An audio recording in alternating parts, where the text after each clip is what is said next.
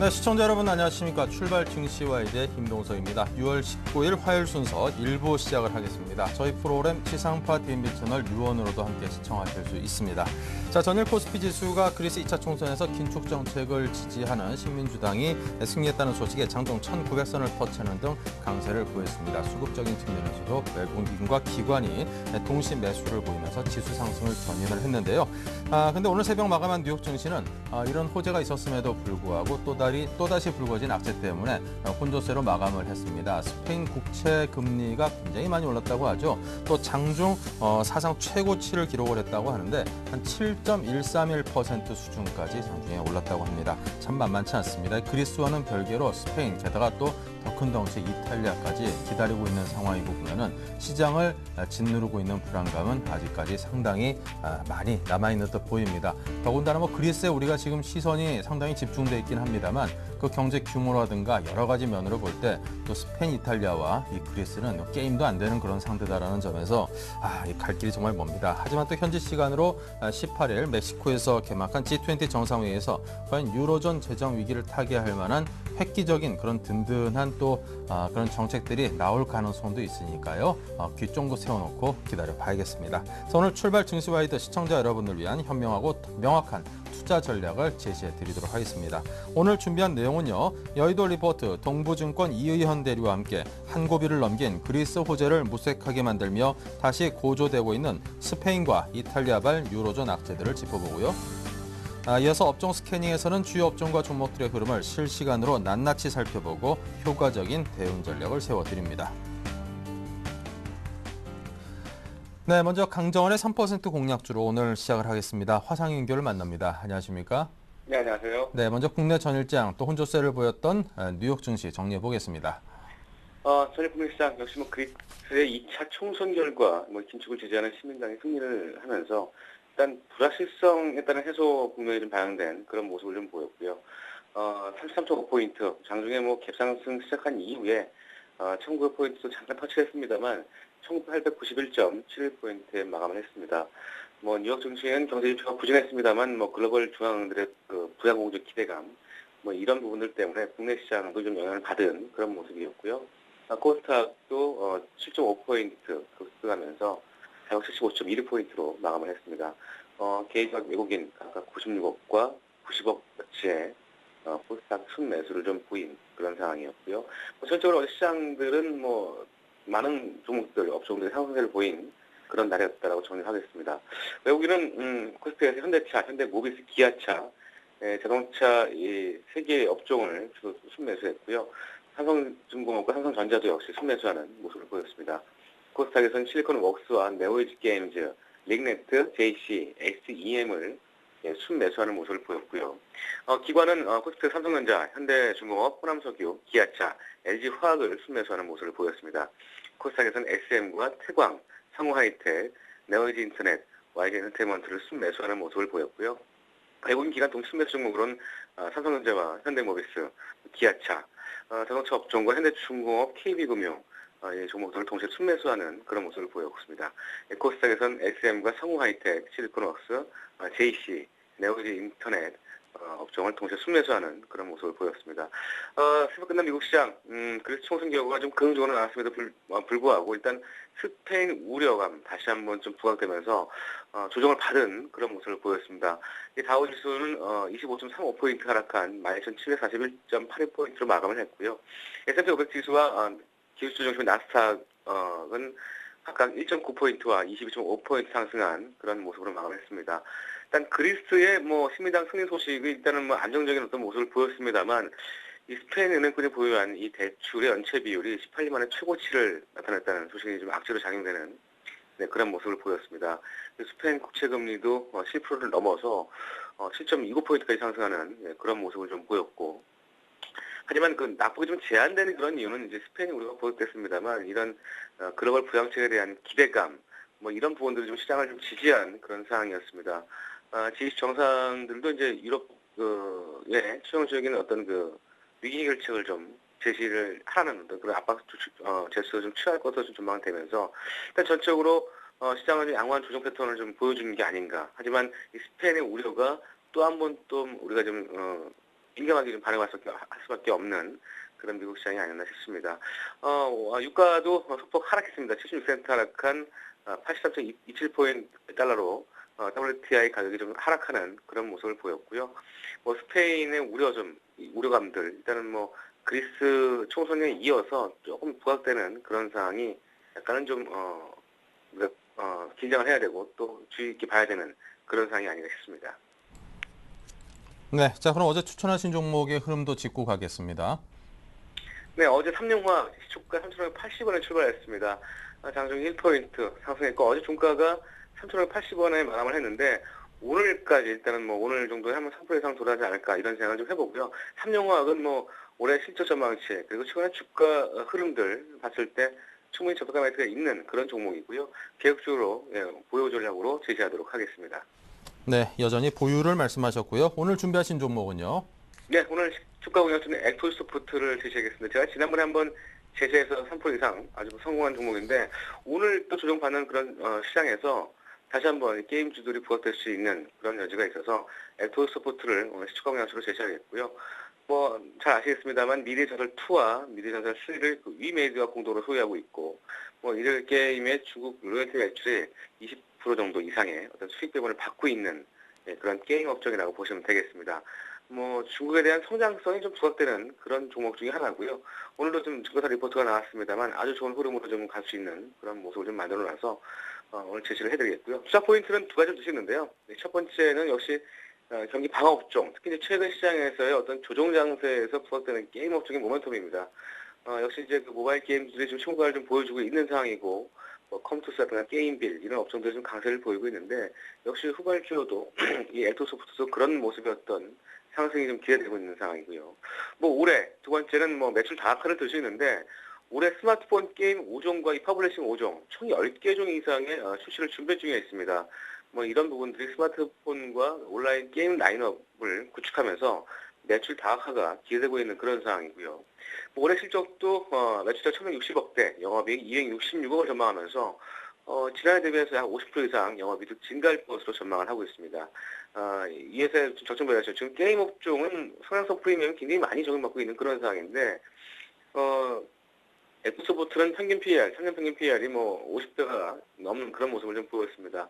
올해에서 실적 대비 현 주가 PER 40배가 좀 정도밖에 안 되는 수준인데 일단 뭐 40배도 사실 낮지는 않습니다만 엑소소프트의 3년 평균 PER을 적용했을 때는 좀 상대적인 저평가 매트가 있어서 오늘 엑소소프트를 시초가 공략주로 제시하도록 하겠습니다.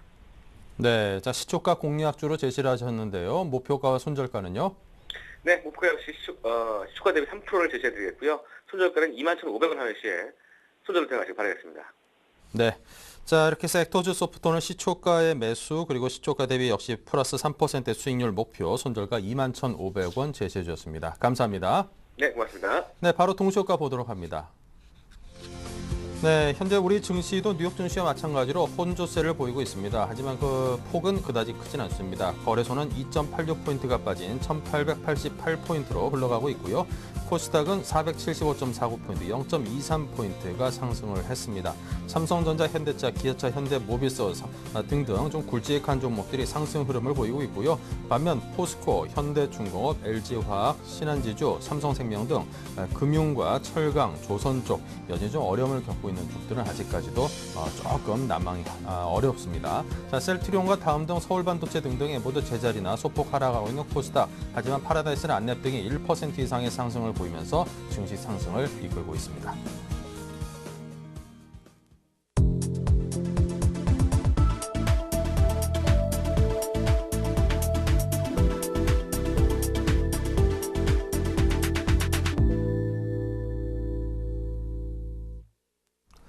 네, 이제 장이막 개장을 했습니다. 5포인트가 빠졌습니다. 1886포인트로 시작을 했고요. 코스닥은 0.31포인트 오른 475.57로 시작을 했습니다. LNS 파트너스의 하창봉 팀장, 텐스탁의 김선윤 대표 이 두 분과 오늘 함께 진행을 합니다. 어서 오십시오. 안녕하십니까. 네, 먼저 오늘장 출발 상황 볼 텐데요. 먼저 거래소는 하창봉 팀장님. 네, 어제까지만 해도 이제 1900포인트에서 약간 밀리면서 1890포인트로 마감을 했습니다. 역시나 이제 밤새 어떤 그 그리스 쪽에서는 시민당과 사회당이 연립정부를 구성할 수 있다는 호재에서는 호재가 나왔고 미국의 주택 지표도 상당히 좋게 나왔습니다만은 역시나 주변국 스페인이 우려였지 않나 보겠습니다. 스페인 국채 금리가 여전히 7%를 넘어서고 있다는 거 상당히 좀 부담이 되고 있다 말씀드리겠고, 전체적으로 어제 같은 경우에 이제 외국인과 기관들이 운송 장비, 자동차와 조선제에 대한 매기세를 보여주면서 그동안 실적이 바탕이 됐던 자동차 그리고 유럽이기 때문에 많이 빠졌던 수주 모멘텀을 갖고 있던 조선주의 반등이 좀 나왔었는데, 오늘까지 한번 나올 수 있는지 한번 지켜봐야겠다 말씀드리겠고요. 종합주가지수 같은 경우는 전일 대비해서 5포인트 정도 하락한 1885.56포인트로 마감을 했습니다. 사실 뭐 어제 같은 경우에 지수가 200일선이라 할 수 있는 1900포인트의 저항은 사실 큰 의미는 없다 말씀드리겠고, 최근 2주간의 박스권 상단이었던 1870포인트를 상향 돌파하면서 마감했다는 데에서는 의미가 있지 않나 보겠습니다.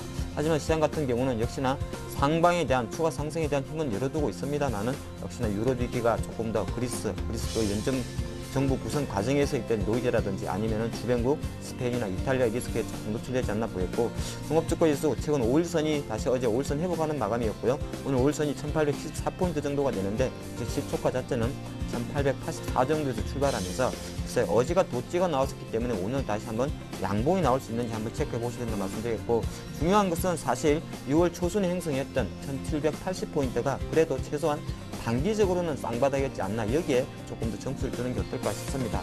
잠깐 수급으로 살펴보면 역시나 오늘 아침입니다만 외국인의 매수가 조금 들어온 모습입니다.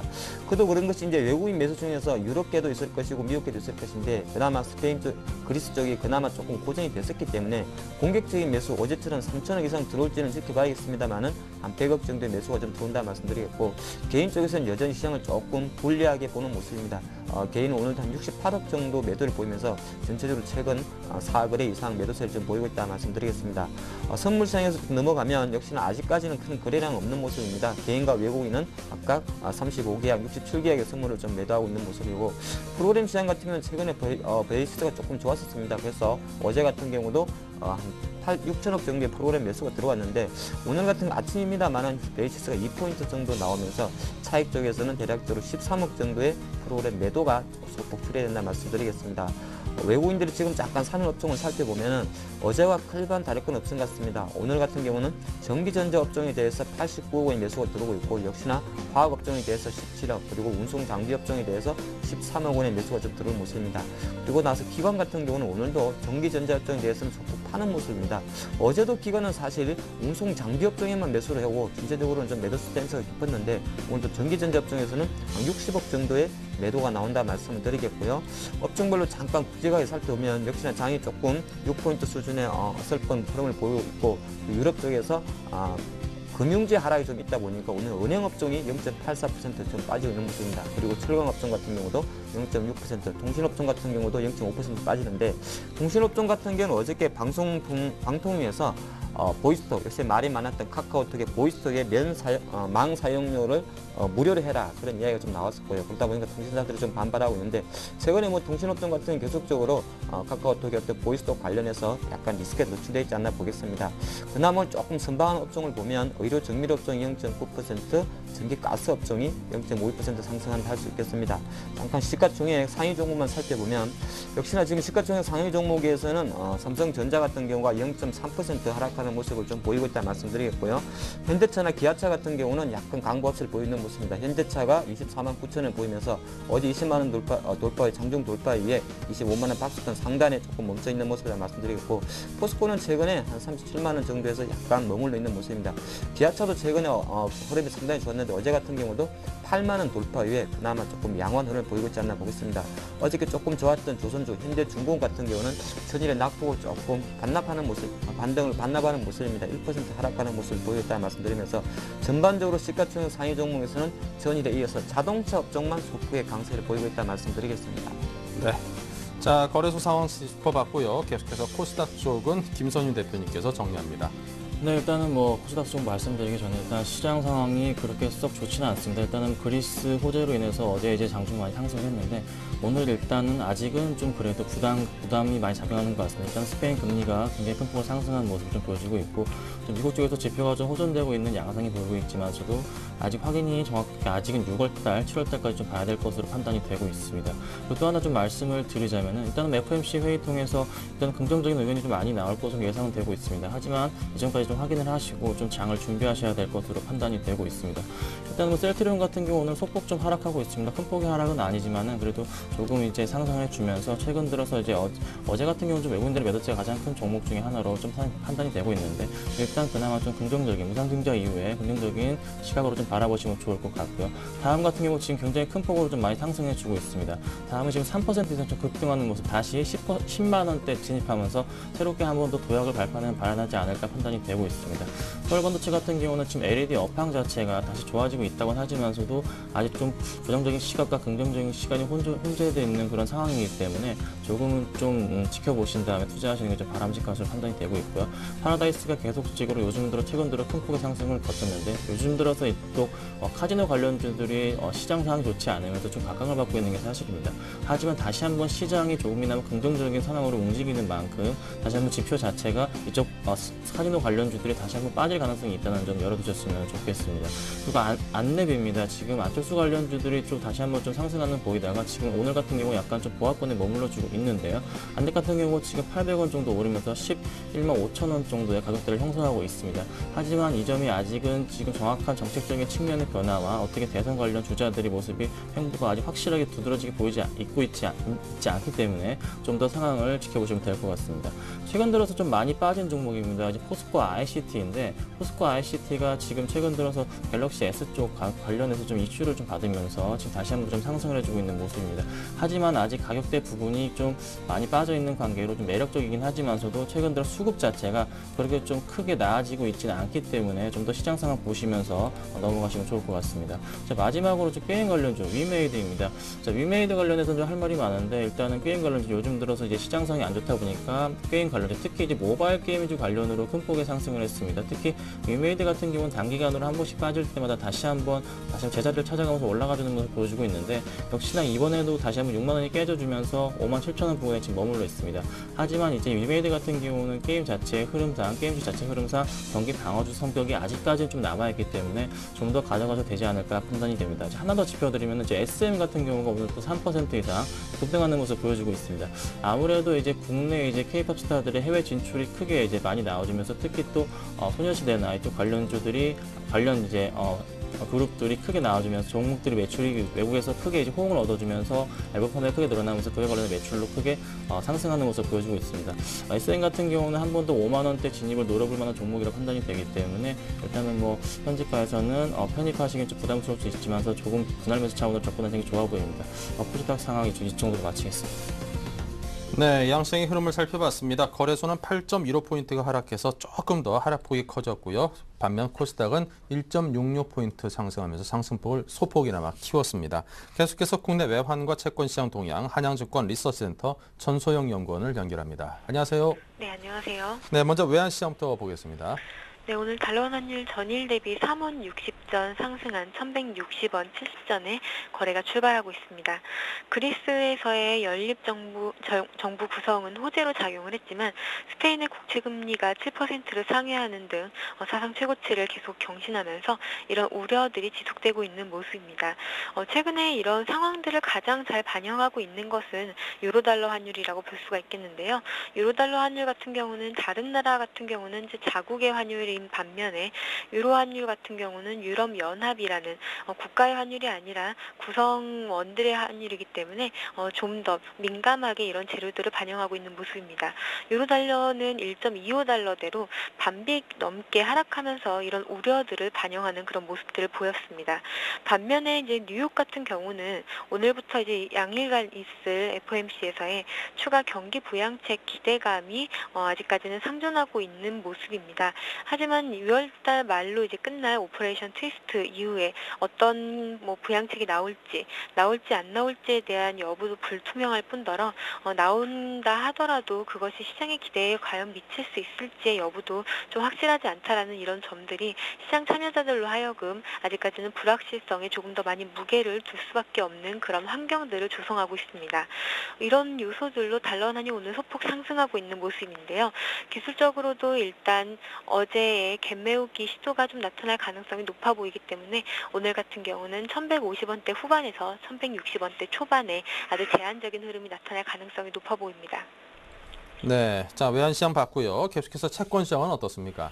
네, 채권시장은 오늘 6월물 국채선물 만기일입니다.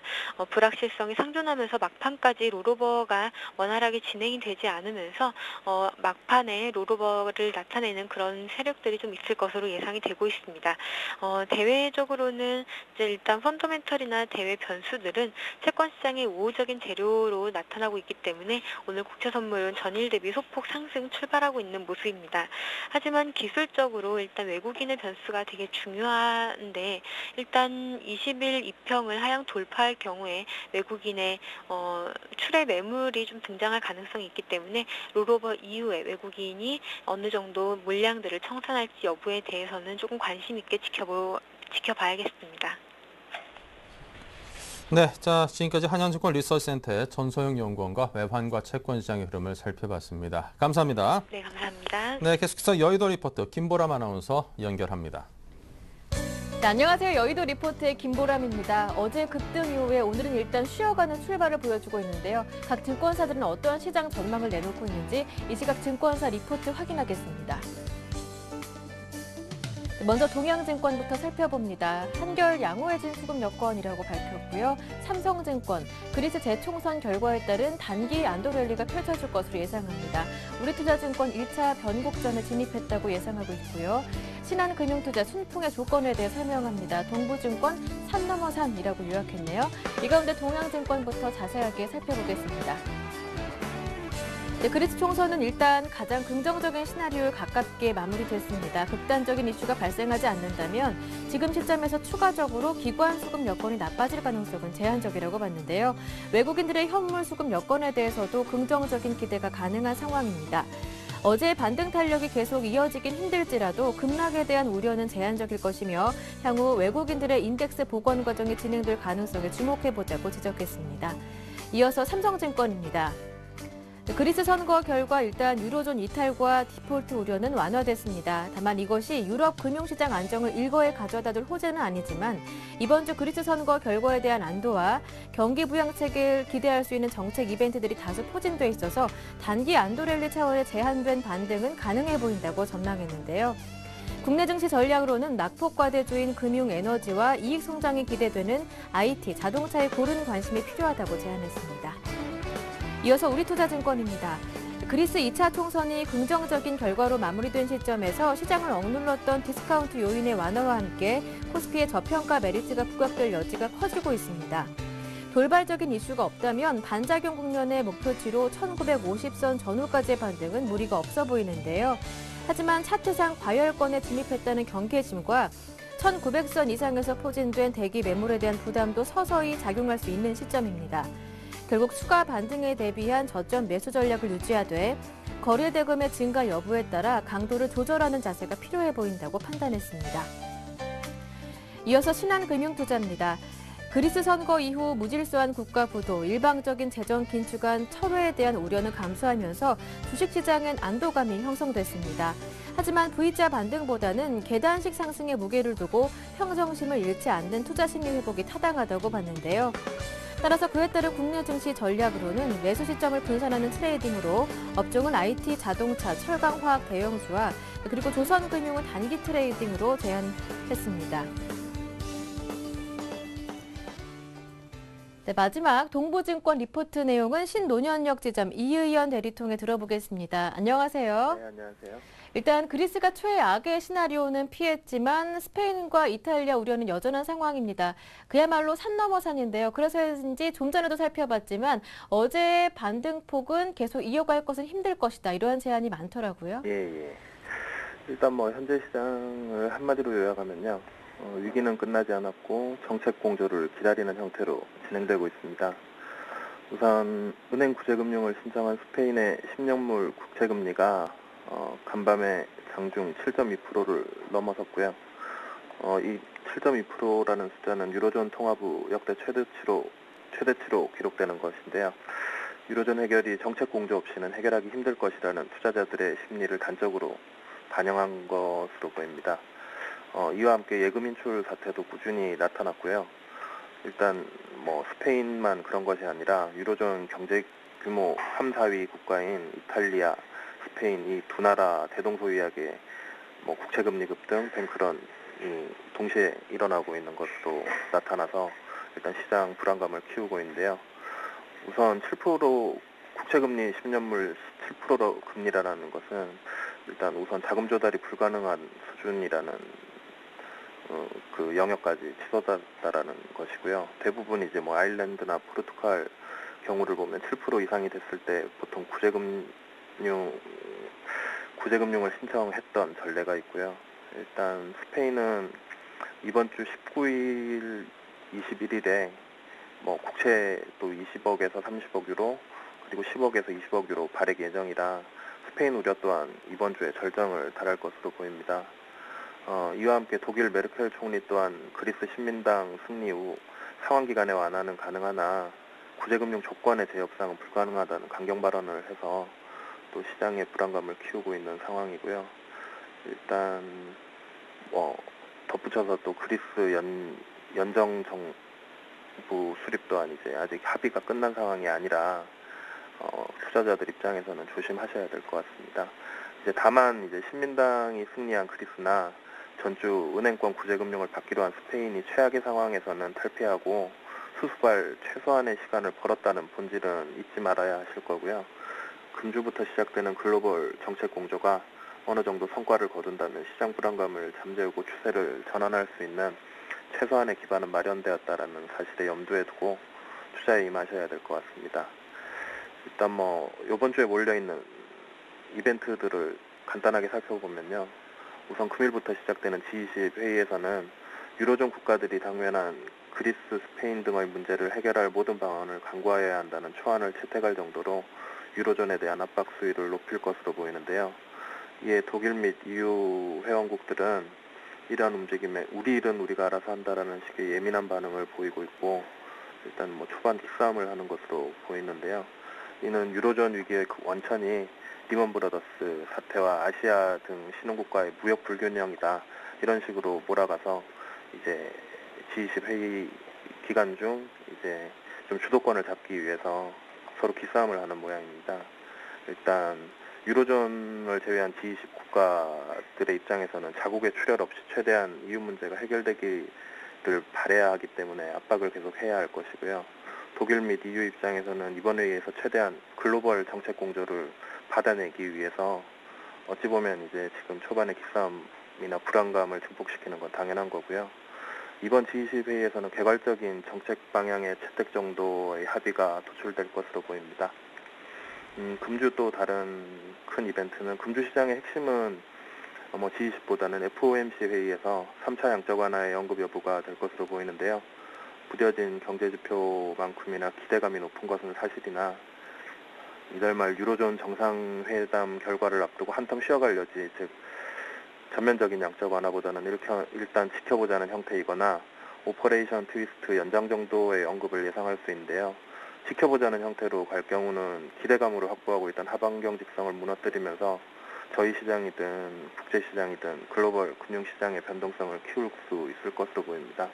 마지막으로 뭐 금주 무디스 신평사 무디스의 글로벌 은행 신용 등급 결정이 있는데요. 이것 또한 뭐 시장의 변동성을 키우는 또 하나의 요인이 될 것 같습니다.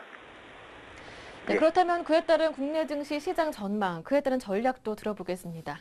뭐 일단 이번 주에 한정적으로 해서 말씀드리면 뭐 전일 갭상승 부분의 갭매우 형태의 조정이 일단은 가능해 보이고요.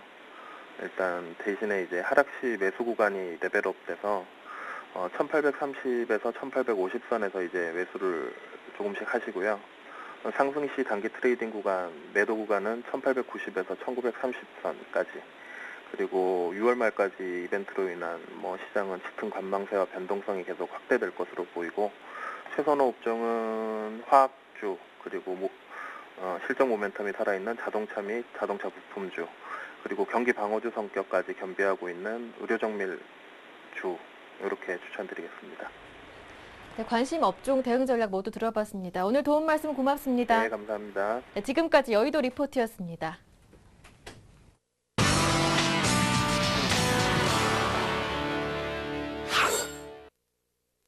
네, 자 계속해서 최병건 샘플러스 전문위원을 연결하겠습니다. 안녕하십니까? 네, 안녕하세요. 네, 먼저 오늘 장 흐름에 대해서 정리를 해주십시오. 자, 일단은 오늘 그 유럽발 리스크가 완전히 사라진 게 아니다라는 평가가 나오면서 그 그리스 문제는 조금 수면 아래로 가라앉았지만은 이제 스페인 문제가 또 다시 불거지기 때문에 시장이 추가 상승에 대한 부분을 많이 못 만들어내고 있습니다.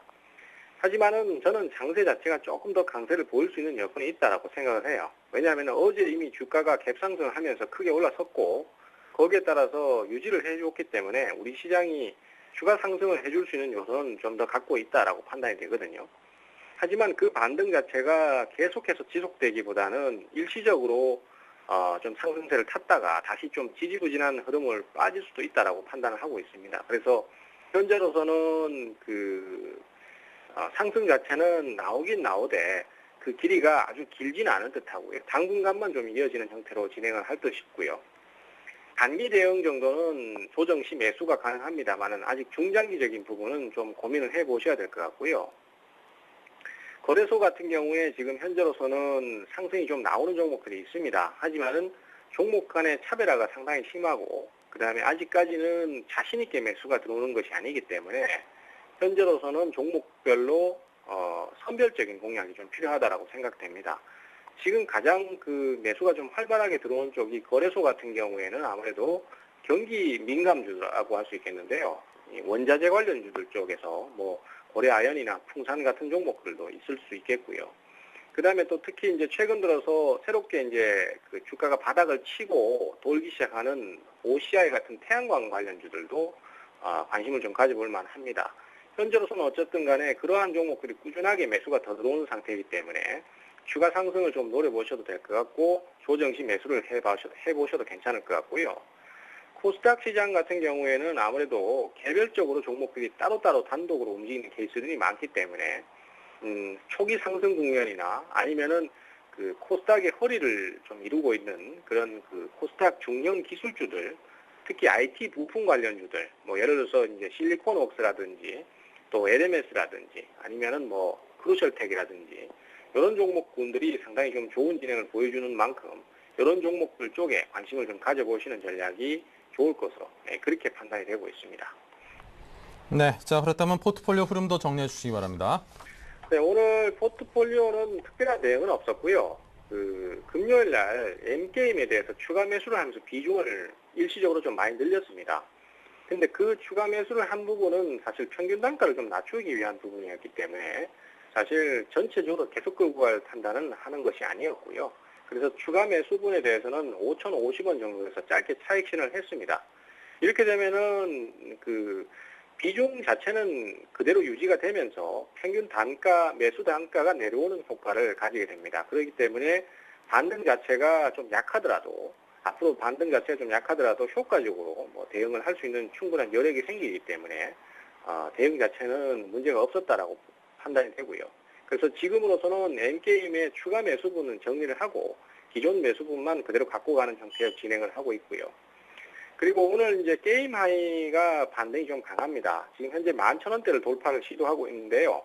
아직은 윗꼬리가 좀 달리면서 아직 저항을 좀 받고 있기 때문에 현재로서는 그러한 부분들에 대한 돌파가 좀 더 이루어져야 되겠고 저항 라인이 11,500원 정도에 있기 때문에 이 저항 라인 돌파 여부에 따라서 좀 더 보유를 할 건지 아니면은 매도를 하고 넘어갈 건지를 결정할 것입니다. 나머지 뭐 크루셜텍이나 이지 같은 경우는 아직 큰 변화를 주고 있지는 않기 때문에 그대로 보유 전략 말씀드리겠고요. 현금은 20% 있는 상태입니다. 네, 자 지금까지 최병건 샘플러스 전문위원의 포트폴리오 점검까지 해봤습니다. 감사합니다. 네, 감사합니다.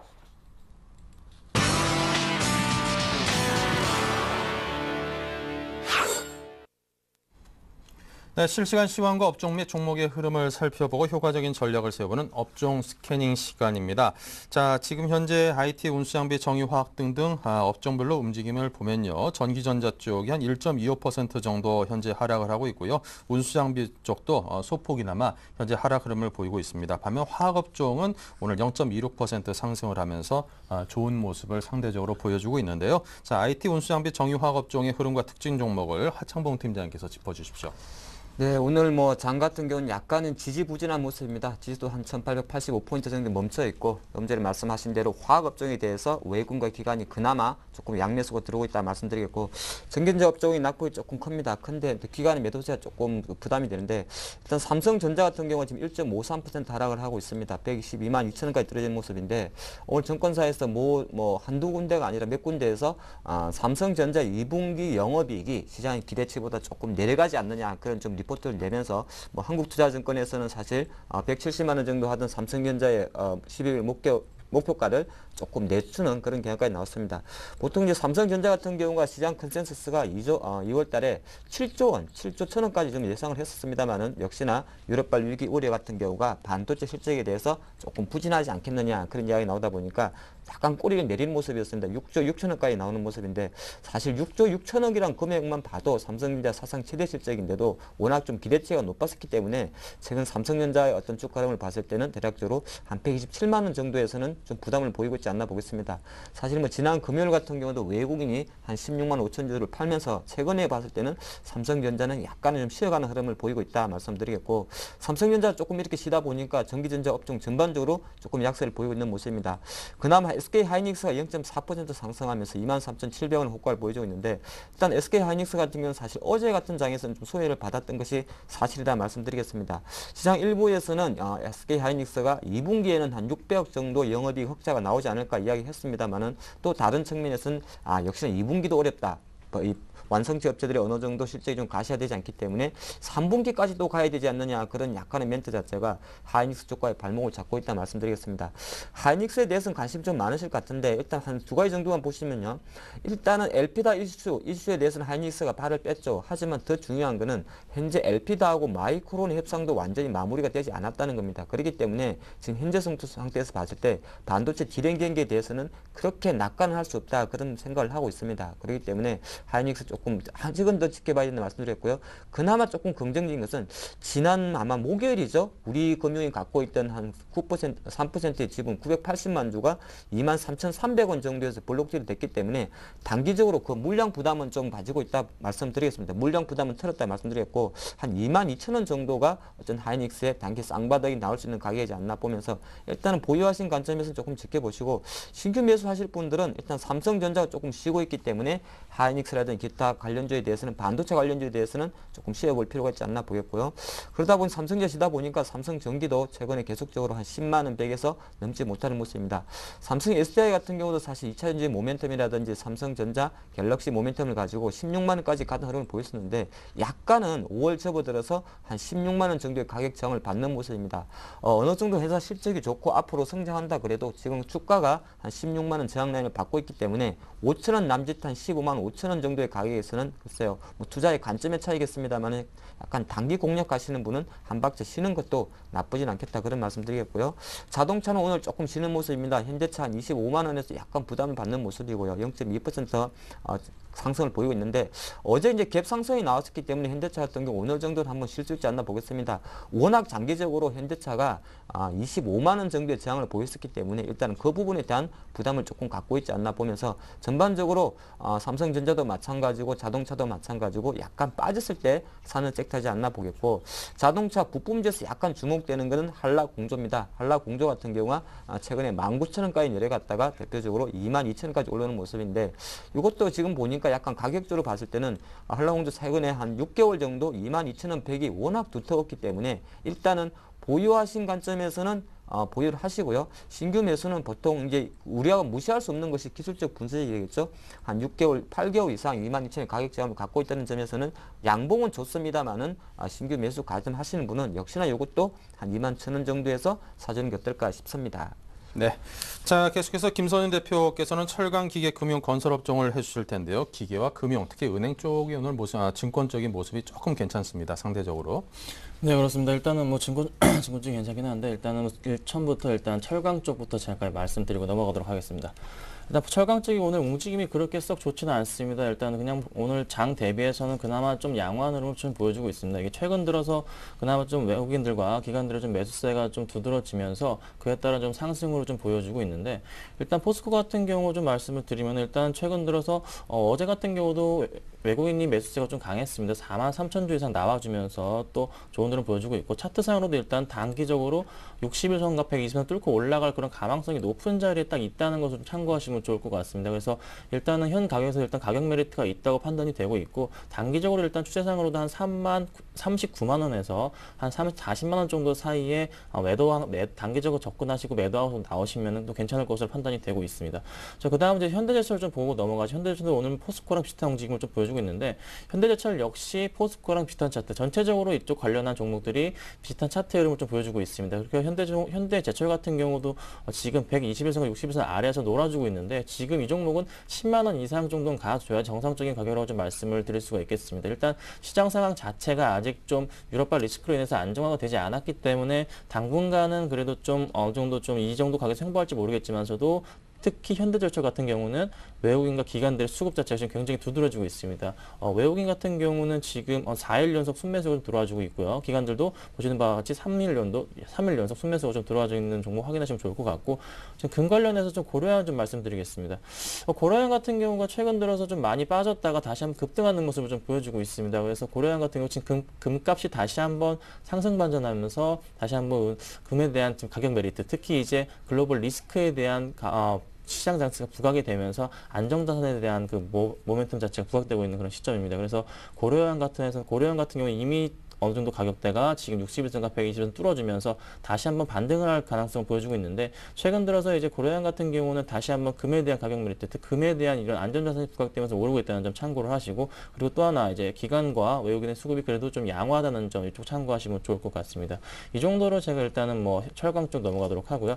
기계 관련해서 말씀을 드리면 이제 두산 인프라코어를 빼놓을 수가 없습니다. 두산 인프라코어가 이제 중국 시장 관련해서 다시 한번 크게 이제 상승 가능할 그런 종목으로 좀 판단이 되고 있는데, 주가도 최근 들어서 상당히 많이 빠졌습니다. 3월 고점 24,000원 부근을 찍고 나서 다시 한번 주가가 쭉 빠져주는 모습을 보여주고 있습니다. 그래서 최근 들어서 주가가 굉장히 지금 계단식 낙폭을 거듭하고 있는데, 더 이상 이제 끝나지 않는 시점이 되지 않았나 판단이 됩니다. 근데 하지만 좀 불안한 감이 있어 보이는 게, 지금 최근 들어 다시 한번 기관들과 외국인들의 매도세가 좀 나와주고 있다는 점, 아직은 좀 판단하기 이른 시점이라고 좀 들어와주고 있다는, 판단하기 이른 시점이라고 판단하고 종목을 매도하고 있는 시점으로 보여지고 있는데, 하지만 저도 중국의 내수 부양에 대한 그런 이슈 자체가 크게 부각되고 있는 시점이기 때문에 그 점을 참고하시면 한 번 더 크게 상승할 가능성 놓치지 않고 가져가시면 또 좋을 것으로 판단이 되고 있고요.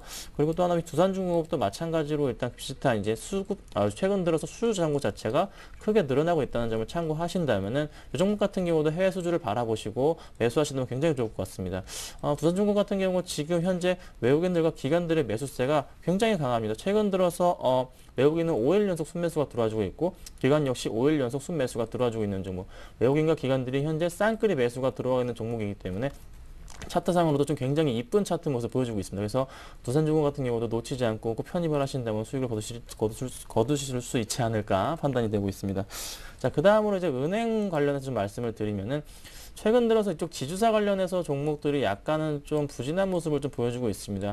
이유인즉슨 이제 저축은행 관련 얘기 때문인데, 저축은행 건이 좀 해결이 되지 않는 이상은 다시 한번 121선, 60일선 돌파가 힘들어 보이지 않을까 판단은 되고 있습니다. 하지만서도 일단은 최근 들어서도 여지없이 금융주 관련, 특히 이제 FOMC 회의를 통한 3차 양적 완화 기대감 때문에 외국인과 기관들의 수급이 끊임없이 들어와주고 있다는 점을 참고하신다면은 굉장히 좀 가격 메리트가 발생하지 않을까 판단이 됩니다. 그래서 신한지주와 KB금융지주, 그리고 우리금융, 하나금융지주, 외환은행 이 정도로 좀 판단하시고 투자에 참고하시면 좋을 것으로 보입니다. 자, 마지막으로 좀 건설업종 좀 보고 넘어가겠습니다. 건설업종 같은 경우는 일단 외국인의 수주잔고 자체를 좀 주의 깊게 보셔야 되는데, 지금 삼성물산 같은 경우가 좀 웬만한 가격 메리트가 좀 많이 보이는 것으로 판단이 됩니다. 삼성물산 같은 경우 지금 차트상으로도 좀 굉장히 좀 바닥권에 머물러주고 있습니다. 지금 차트상으로 계속 우하향하면서 약간 좀 마약 차트 성향을 보여주고 있습니다. 지금 20일선을 뚫었다가 다시 내려오는 이런 모습을 보여주고 있는데 지금 가격에 솔직히 좀 가격 부담이 있는 거는 사실입니다. 그래서 조금은 가격대 자체를 66,500원보다는 한 6만 원 부근에서 매수하시는 전략으로 가시면 좋을 것 같고요. 현대건설 같은 경우도 지금 가격적인 측면에서 보면은 좀 메리트가 있기 때문에 여지없이 삼성물산과 비슷한 차트 흐름 보여줍니다. 그래서 일단 이 종목 같은 경우도 조금 이제 천천히 보시고 참고하시고 들어가시면 좋을 것 같습니다. 그리고 이제 몇 가지 더 말씀을 드리면은 지금 현재 상황에서 봤을 때 일단 유통업 같은 경우가 지금 좀 어느 정도 시장에 대한 좀 어느 안정적인 그 FTA 기대감 때문에 조금은 좀 상승하지 않을까라는 기대감이 있는데 이쪽 관련해서 잠깐 살펴보도록 넘어가겠습니다. 일단은 롯데쇼핑 같은 경우부터 살펴보면은 롯데쇼핑 같은 경우가 가격대가 지금 굉장히 크게 많이 좀 무너졌습니다. 그래서 30만 원을 깨져버린 상태인데 지금 다시 한번 30만 원 돌파를 좀 코앞에 두면서 기관들의 순매수가 좀 두드러지고 있습니다. 그래서 다시 한번 이 30만 원 고지 돌파를 한 번 더 탈환하지 않을까라 판단이 되고 있습니다. 하지만 너무 길게는 보지 마셔야 되는 게 일단 너무 계단식 하락이 심화되고 있기 때문에 이거 좀 참고하시면 좋을 것 같고 다시 한번 또 이마트 관련해서 좀 말씀을 드리면 이마트가 지금 다시 한번 60일선과 120선 돌파 이마트 같은 경우는 60일선과 120일선을 크게 돌파하고 넘어갈 때는 여지없이 크게 반등한 한 10% 이상의 상승폭을 보여주고 있는데 그것을 노린 것으로 기관들이 판단되고 있습니다. 그래서 기관들이 최근 들어서 좀 매수세가 좀 두드러지고 있기 때문에 그 상승폭을 염두에 두지 않았나 판단이 되고 있고 지금 현재 이제 가장 큰 폭으로 이제 유통주 중에서 상승하고 있는 종목이 지금 대우 인터내셔널로 지금 보이고 있는데요. 대우 인터널을 주목하셔야 될 점으로 보면 일단은 최근 주가를 끌어올린 것 자체가 매수추 자체가 기관이라는 점입니다. 기관들의 매수세가 지금 상당히 강하게 계속적으로 들어와주고 있습니다. 좀 최근 들어서 기관들의 매수세 자체가 6일 연속 순매수가 들어와주고 있는데 그 양이 어마어마하다는 점 그리고 기관들이 120일선, 60일선까지 끌어올렸다는 점. 근데 이 종목은 좀 주의하셔야 될 게 지금 상황에서는 오히려 일단 이 정도 가격에서는 기관들이 좀 어느 정도 정리하는 구간으로 좀 판단이 되기 때문에 조금은 이 종목은 아직은 좀 이 종목은 좀 빠졌을 때 들어가시라고 말씀을 드릴 수가 있겠고 너무 이제 급하게 추격 매수는 삼가해 주시는 게 좋을 것이라고 판단이 되고 있습니다. 네. 자, 네. 네, 그렇습니다. 그리고 마지막으로 좀 하나 더 말씀을 드리면은 좀 하이마트를 제가 좀 잠깐 말씀드릴까 하는데 하이마트 같은 경우 일단은 M&A 이슈를 통해서 이제 크게 부각이 되면서 좀 어느 정도 좀 가격 메리트가 좀 발생하지 않을까라고 판단이 됐습니다. 하지만 아직 주가 자체의 흐름이 빠르게 오르지 못하는 모습을 보여주고 있는데 그 이제 M&A 이슈설로 인해서 크게 그리고 또 횡령설로 인해서 많이 주가가 빠졌었습니다. 하지만 다시 한번 상승 모멘텀을 지금 좀 보여주고 있다는 말씀드릴 수가 있는데 좀 차트상으로 좀 접근을 해보면은 다시 한번 이제 120일선 특히 200일선 뚫고 올라가는 120, 60일선 뚫고 올라가는 그런 차트상의 모습을 한번 보여줄 가능성이 있기 때문에 이 종목은 좀 단기적인 접근으로 접근하시고 만약에 이제 가지고 계신 분들이 계시다면 한 64,000원에서 65,000원 부근에서는 매도하시고 나오는 전략으로 가시면 좋을 것이라 판단이 됩니다. 네, 자 계속해서 하창범 팀장님께 정유화학, 유통, 전기가스, 통신업종 등의 흐름을 여쭤보겠습니다. 네, 오늘 같은 경우는 화학주가 가장 좋은 흐름을 보이고 있습니다. 역시나 기관과 외국인의 쌍끌이 양매수가 들어온다 말씀드리겠고요. 일단 정유업종부터 잠깐 살펴보면은 약간 어제 밤새 국제 유가는 조금 83달러 초반으로 내렸습니다만은 최근 오늘 같은 경우에는 역시나 수급을 바탕으로 상승 흐름을 이어간다 말씀드리겠습니다. SK이노베이션 한 0.3% 상승한 15만 원 정도 있는데 일단 지금 정유업종 같은 경우는 여타 유럽 관리가 조금 진정된다는 거, 국제 해외 분위기가 좀 완화됐을 때는 좀 기대할 수 있는 부분이고 여기서 만약 과연 SK이노베이션 15만 원 정도에서 달라붙어야 될까의 고민에 대해서는 좀 고민할 필요가 있다 말씀드리겠습니다. 최근에 뭐 올해 최대의 IPO로 예상되는 현대오일뱅크가 올해 상장을 대해서 무기한 연기한 상황 그만큼 정유업종이 아직까지는 시장에 대해서 뭔가 불확실하다 그런 생각을 하시면 좋을 것 같고요. 하지만 이번 시장에서 느껴본 대로 SK이노베이션 같은 경우는 최소한 14만 원 전후에서는 사야 되는구나 저평가 하는구나 그 이야기를 한 번 더 확인했지 않나 보겠고요. 또 하나 오늘 같은 경우에 태양광 종목들 상당히 좋은 흐름을 보이고 있습니다. OCI 같은 경우가 4.8%, 하나케미칼 같은 경우가 2.8% 정도 상승을 하는데 뭐 OCI 같은 경우 사실 태양광이 올라가는 것은 간단하죠. 유럽 위기가 어느 정도 진정으로 간다 그런 이야기 나왔을 때는 유럽 쪽에서 어떤 수요 회복을 좀 기대하면서 그나마 좀 반등하는 모습이지 않나 보겠습니다. 근데 OCI 같은 경우가 사실은 저희가 뭐 항상 보시면 워낙 이제 고생을 많이 시킨 종목이기 때문에 투자자분들의 관심이 상당히 많을 것인데 맞습니다. 한 20만 원 초입 정도에는 단기 공략적으로는 매수할 만한 하다 말씀드리겠고 이미 조금 지난 것 같습니다만 지금 22만 원 정도에서는 다시 또 추격하기에는 부담스럽다 이렇게 단순화밖에 접할 수 없습니다. 왜냐 그러냐면은 공급 과잉이 가져온 가격 하락이라든지 수요 회복 지연에 대해서는 누구나 불확실성을 갖고 있기 때문에 추격하기보다는 다시 한번 단기적으로 공략하신 분은 좀 정리해주는 전략이 어떨까 싶고요. 그런 와중에 뭐 하나케미칼도 4에서 하나솔라온이 이제 태양광 관련 종목이다 보니까 오늘 조금 반등을 보인다 말씀드리겠습니다. 근데 하나케미칼은 누가 보래도 OCI보다는 대장주가 아니기 때문에 반짝 반등에 조금 그칠 수 있다는 것은 미리 말씀드리겠고요.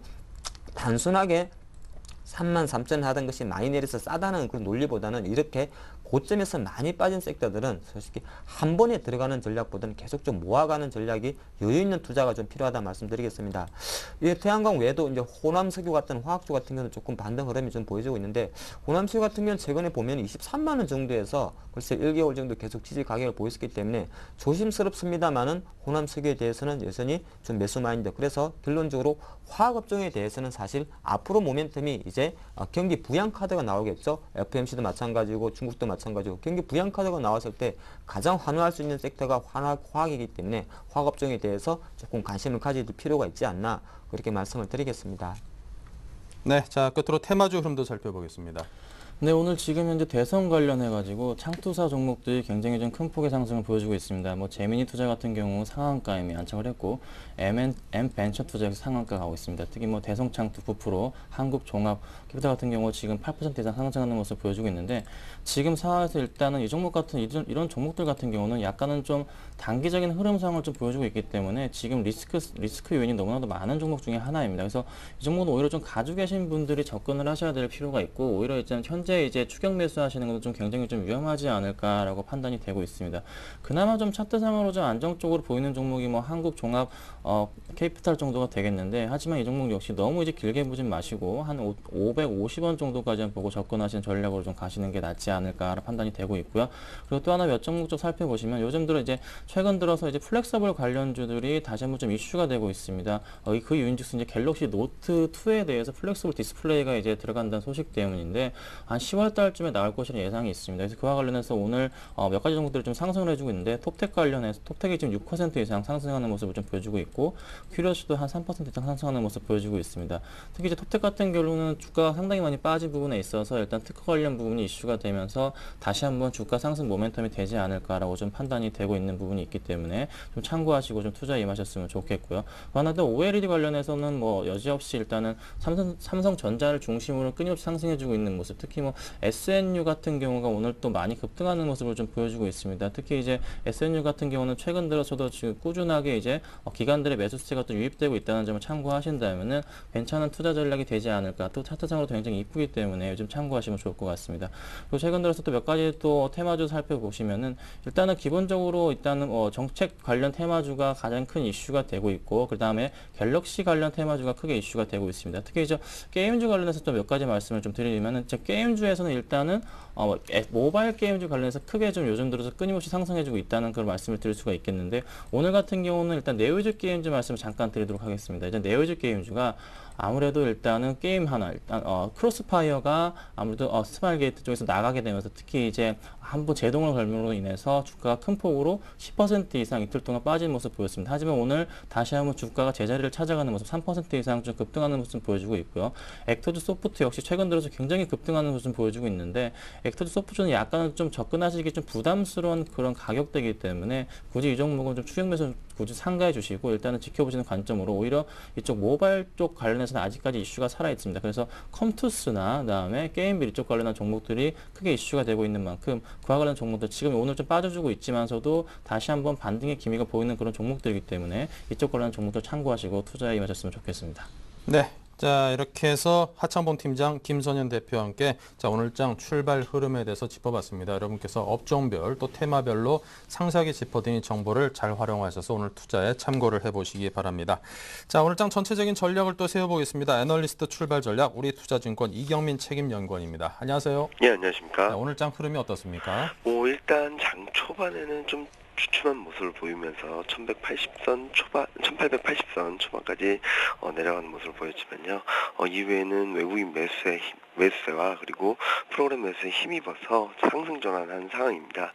어제 아시아 증시가 그리스 총선 결과에 좀 환호를 하는 모습을 보였다면은 어제 미국 증시나 유럽 증시 같은 경우는 유럽발 사태가 그리스만 있는 것이 아님을 다시 한번 확인시켜준 부분이 아닌가라는 생각을 하고 있습니다. 스페인이 다시 위기에 대한 인식이 좀 커지고 있는 상황이라고 볼 수 있겠는데요. 이런 점을 감안해 봤을 때는 뭐 시장 자체 흐름이 강하게 움직이고 추세적으로 움직이기까지는 좀 시간이 필요할 것으로 보고 있습니다.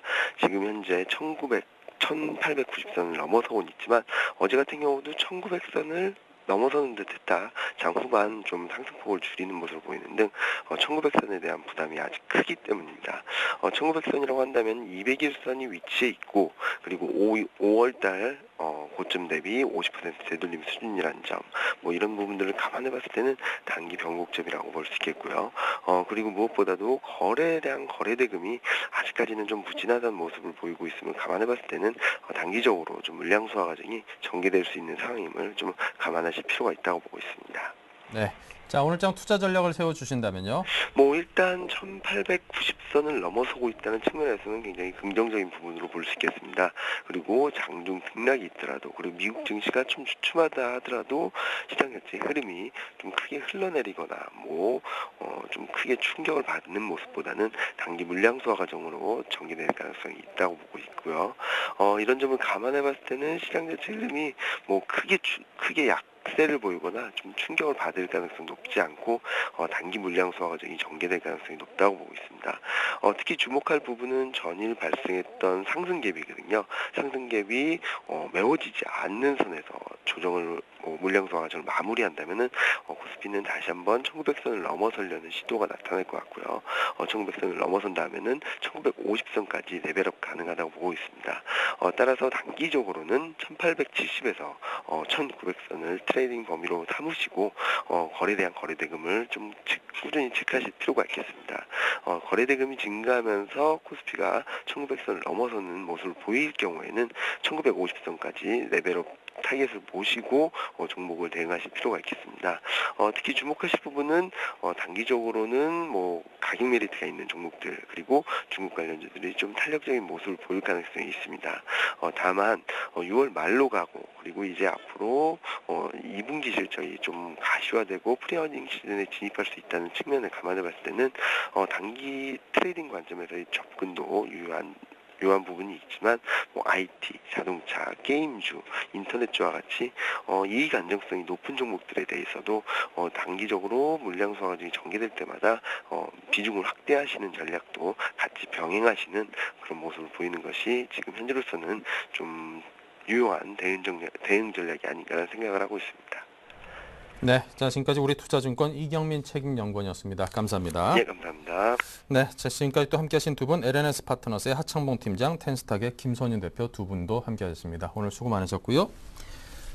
네, 잠시 11시부터 베스트 종목 상담 013-3366-0110 문자와 02-3153-2610 전화로 여러분의 참여를 기다리고 있습니다. 많은 참여를 부탁을 드리고요.